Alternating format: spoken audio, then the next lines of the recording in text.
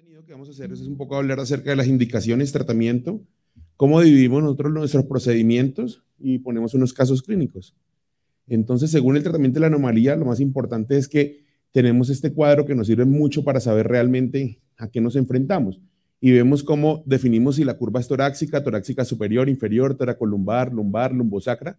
Si tiene algún tipo de deformidad, ¿sí? Si es una vértebra en bloque, acuñada, sabemos que estas vértebras y estos defectos realmente producen menos deformidades, o sea que no van a tener una grande progresión, pero el punto importante es saber esto. Si tenemos hemivértebras, si están con barras contralaterales, que tal vez son las que más llegan a producir deformidades. Acá vemos cómo más o menos producen deformidades en rangos que oscilan de 5 a 10 grados, más o menos por año. Y eso es tal vez a lo que tenemos que enfrentarnos. Cuando nosotros vemos y hacemos todo el análisis de imágenes, de radiografías, tomografías, resonancias, lo primero que vamos a hacer es a tratar de saber qué clasificación, qué defecto de formación o de segmentación tiene y cuál es el riesgo de progresión. Y eso era basado más o menos en lo que discutíamos con Cristal ahorita que hacíamos la pregunta. Si sabemos que esto va a progresar, tal vez tratamos de hacer algún tipo de intervención de forma temprana para no enfrentarnos a una secuela más adelante. Entonces, esto es más o menos lo que hacemos. Tenemos este tipo de cirugías profilácticas, las definimos como cirugías profilácticas, cirugías correctivas, sistemas de alargamiento o algunas ayudas que los pacientes nos llevan, como en este caso que el niño quería que lo operara a Spider-Man. Entonces, tenemos procedimientos profilácticos, como es la fusión in situ, indicada generalmente para niños menores de 5 años, con barras no segmentadas o con o sin hemivértebra. Y lo que se hace es tal vez hacer una fusión in situ. ¿Para qué? Para que no haya una progresión de la curva y no siga progresando la deformidad. Tenemos otros procedimientos profilácticos como la hemiepifisiodesis, que se hacen también en niños menores de 5 años, con curvas menores de 40 grados, y lo que uno trata simplemente es de sellar un poco o de artrodesar ese fragmento o ese segmento donde está el defecto para que no exista una progresión. Tenemos otros procedimientos correctivos que tal vez es donde más nos enfocamos y tratamos de hacer, y son resecciones de las hemivértebras, normalmente en niños menores de 5 años, como lo mencionábamos anteriormente, con curvas mayores de 40 grados. Eso es lo que tratamos de hacer. ¿Y cómo hacerlo? Acá más o menos dice que se puede hacer en 1 o en 2 tiempos. Yo creo que esto ha venido cambiando mucho. Hace años hacía una vía anterior, luego una vía posterior, luego se empezaron a hacer resecciones desde posterior y ya vamos a ver un poco qué hay en la literatura al respecto. Y otro punto importante que tiene juego en ese papel son las barras de crecimiento. Y las barras de crecimiento, generalmente un punto importante en el concepto que se busca es para pacientes que tengan insuficiencia torácica, que tengan algún tipo de defecto o fusión a nivel costillas y que lo que uno quiera hacer es incrementar el tamaño del tórax.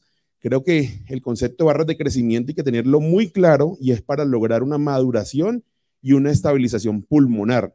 No solamente para pensar en que el niño tenga que crecer, porque es que a veces ve uno que le ponen barras de alargamiento y siguen alargando cada 3 meses para que el niño hasta los 16 años sea un niño grande. Creo que el concepto es un concepto erróneo y creo que tenemos que tener muy claro para qué se utiliza. Es para estabilizar el tórax y para lograr una maduración pulmonar, cosa que se logra después de los 8 a 10 años. Entonces creo que ese es un punto muy importante para pensar. Y sistemas como el Vector que caen dentro de los sistemas de alargamiento, que son sistemas costovertebrales o vertebrocostales que ayudan un poco a manejar toda esa parte de la insuficiencia torácica. Acá está uno de los artículos importantes que habla acerca de las resecciones de hemivértebra y tal vez es un punto que yo creo que es muy controversial, porque el artículo al final termina mostrando cuál es el grado de complicaciones que hay resecando las vértebras, haciéndole abordaje anterior y posterior. Y ellos dicen, cuando yo le hago un doble abordaje anterior y posterior, el riesgo de complicaciones es del 8%, pero cuando hago un abordaje posterolateral, o sea, desde posterior, el riesgo de complicaciones es del 40%. Yo creo que es algo muy discutido y que seguramente se relata al año donde fue publicado el artículo y también al punto importante de cómo va la curva de crecimiento en este tipo de pacientes. Yo creo que hoy, cuando miramos con Mario, decimos de pronto, estos niños pues ya no vale la pena hacerle doble abordaje. Creo que la técnica se fue depurando muy bien hacia hacer técnicas posteriores y creo que hoy en la actualidad pensamos siempre en abordar solamente por técnica posterolateral para resección de hemivértebras. Acá viene un punto muy importante en cuanto a la corrección. Cuando hacemos artrodesis, cuando hacemos hemiepifisiodesis, cuando hacemos fusiones in situ, logramos correcciones que oscilan entre el 10 al 20%. Vemos cómo cuando hacemos una resección de mi vértebra, no le puede decir al paciente, buscamos más o menos una resección cercana al 50% de su deformidad original. Y eso es lo que más o menos vemos. Y acá simplemente para traerles algo muy importante que hemos venido también evolucionando acerca de las resecciones de hemivértebras.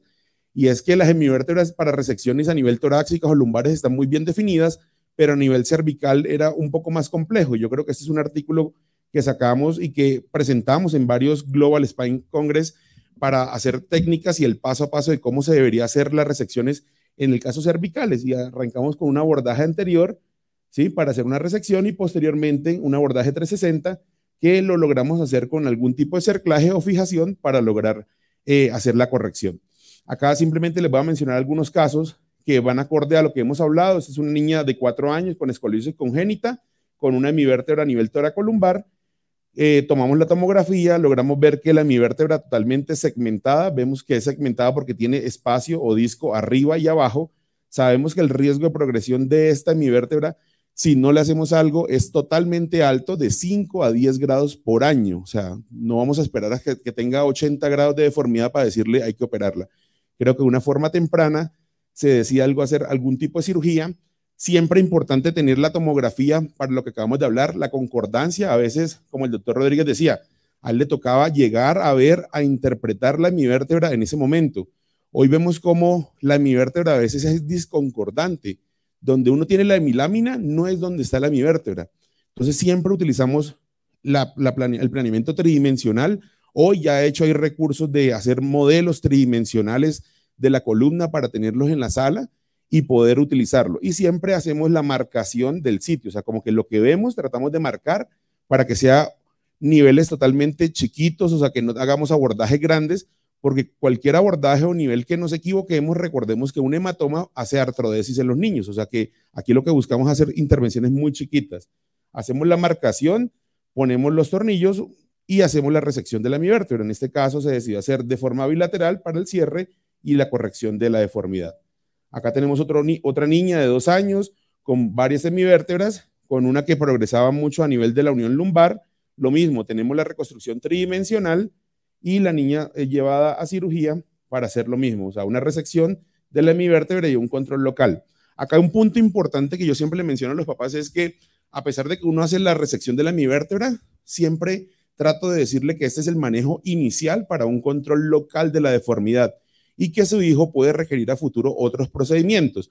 Ejemplo, si la niña hace una curva residual en la parte superior, ponerle un corsé, pues ya no para la hemivértebra, sino para la curva compensatoria, ¿sí? Y si hace una curva que ya se sale del manejo conservador, pues requeriría de pronto un sistema de barras de alargamiento. O sea, más o menos siempre tenemos la idea de, esto es lo que nos enfrentamos hoy, es un seguimiento y seguramente cuando tengamos la madurez esquelética entre los 12 años, pues seguramente ya vamos a estar pensando en que ese va a ser su procedimiento definitivo. Tenemos casos de niños que este ha sido el único procedimiento que han requerido en su vida, así como tenemos otros que han requerido cirugías de revisiones para completar sus cirugías finales. Otra niña de 2 años de edad con una hemivértebra bastante segmentada, acá a nivel de T12, con 40 grados de deformidad. Acá vemos en el TAC lo mismo, lo que detallamos, ¿no? Si tiene disco arriba y abajo, para ver que su hemivértebra está totalmente segmentada, con un potencial de deformidad de 5 a 10 grados por año, que realmente nos va a hacer que esto se complique a futuro. Entonces decidimos llevar la cirugía, tomamos las resonancias como acabamos de mencionar siempre para descartar algún tipo de anormalidad, hacemos la correlación entre lo que vemos en el planeamiento de la tomografía con lo que logramos ver en cirugía, o sea que haya una correlación entre lo que vamos a resecar y lo que verdaderamente teníamos planeado.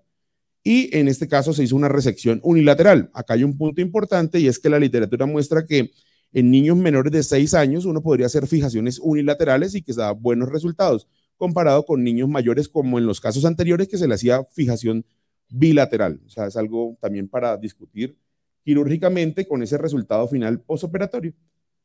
Y acá ya tenemos un caso mucho más severo de un niño de 2 años con múltiples malformaciones, un Charcot-Levin, y realmente vemos que ya el problema es más de la insuficiencia pulmonar de la caja torácica y este niño seguramente entrando a hacer resección de las semivértebras o control local no vamos a resolver el problema. Y son casos que normalmente tratamos de llevarnos para hacer algún tipo de manejo mucho más agresivo, y en este caso fue haciendo sistemas de alargamiento entre la pelvis y las costillas, con una mejor corrección, y sobre todo, más que la corrección, es mantener sobre todo el balance del niño y ayudarle a su maduración pulmonar. Y acá ejemplos de Vector o de sistemas de alargamiento que se utilizan generalmente, y que sus alargamientos inicialmente eran propuestos cada 6 meses, pero que luego con el tiempo fuimos viendo cómo la literatura nos fue cambiando un poco los alargamientos de cada 6 meses a cada 9 meses, cada año, con el mismo resultado de control de maduración pulmonar, sin tener que someter al paciente a tantos procedimientos quirúrgicos. ¿Y esto por qué? Porque más o menos después del cuarto alargamiento, el OR de complicaciones aumentaba a 7. O sea que podíamos tener más tasa de complicaciones a medida que empezábamos a alargar mucho más los pacientes. Entonces empezamos a hacer alargamientos cada año de forma prudente, y hoy ya nos encontramos con sistemas mucho más modernos que tienen alargamientos de crecimiento magnético, o sea, implantamos el crecimiento y le hacemos alargamientos solamente con aparatos magnéticos sin abrir a los niños, o crecimientos como el Chila, que son crecimientos guiados, que generalmente los implantamos y ellos mismos se van guiando por las barras. Entonces yo creo que acá vamos haciendo una transición un poco importante hacia nuevas tecnologías que han venido apareciendo para el manejo de este tipo de deformidades en niños. Entonces, en conclusión, podemos decir que si yo tengo una deformidad leve, puedo hacer una fusión in situ para que no siga progresando esta deformidad. Si tengo una deformidad moderada, puedo hacer una artrodesis, y sobre todo en deformidades marcadas o que tienen riesgo de progresión, puedo hacer resecciones de las semivértebras. Si tengo el problema que es a nivel costal o de insuficiencia de caja torácica, debería utilizar algún sistema que maneje la insuficiencia torácica, como el Vector o el sistema de alargamiento.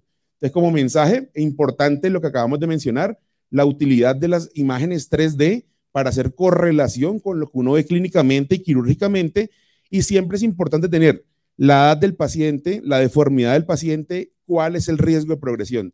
Más que uno mirar como es una curva leve, es evaluar qué tanto puede progresar para que no pase más o menos lo que mencionábamos en el caso que estaba hablando la doctora Bilbao, que seguramente era un niño que tenía una deformidad leve, pero que no fue tratada, y que ya cuando estaba adolescente, pues enfrentamos a una deformidad mucho más severa y una cirugía mucho más compleja que si se hubiese hecho algo antes de forma correctiva o profiláctica.